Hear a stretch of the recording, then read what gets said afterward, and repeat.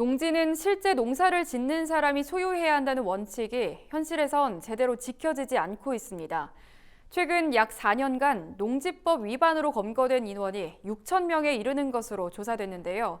세금 감면 혜택을 받아 농지를 사들인 뒤 실제로는 농사를 짓지 않는 사례도 많은 것으로 나타났습니다. 손현진 기자입니다. 농지 투기 근절에 엄격한 대처가 필요하다는 지적이 또 한 번 제기됐습니다. 최근 경찰청이 국회 행정안전위원회에 제출한 자료에 따르면 2018년부터 올해 8월까지 3년 8개월간 농지법 위반으로 검거된 인원은 총 6천 명에 육박하는 것으로 확인됐습니다. 올해 들어 지난 8월까지 검거된 인원만 2천 명 규모로 이는 지난해 검거 인원인 1,676명을 뛰어넘습니다. 농지 투기 사범의 증가는 전국적인 집가 상승과 부동산 투기 과열, 투기 근절 수사 확대의 영향이라는 분석입니다.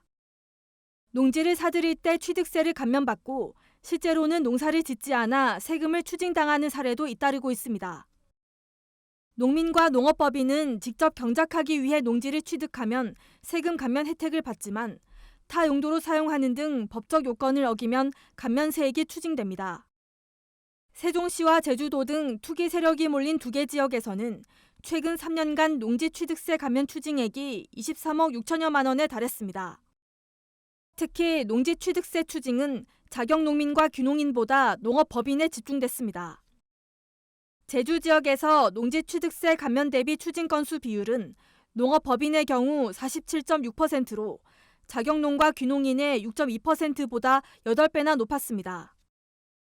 세종시의 경우 농업법인의 추징 비율은 25.6%로 자경농 귀농인의 7.3%를 3배 이상 웃도는 것으로 나타났습니다. 농지값 올리려고 쪽에서 사고 팔고 하는 거 거기에 농업법인이 다 연루돼 있잖아요. 대부분이. 그걸 방지하기 위해서는 농업법인의 설립 목적이 맞는지 일단 거기서부터 실사해야 되고. 국회 행안위 소속의 백혜련 더불어민주당 의원은 농지에 대한 지역별 취득세 추징 현황 등이 주기적 통합적으로 관리되지 않고 있다고 말했습니다. 헌법상 경자 유전 원칙을 실현하려면 농지 취득세 감면에 대한 전수조사 등 정부가 보다 강력한 조치에 나서야 한다는 지적입니다. NBS 손현진입니다.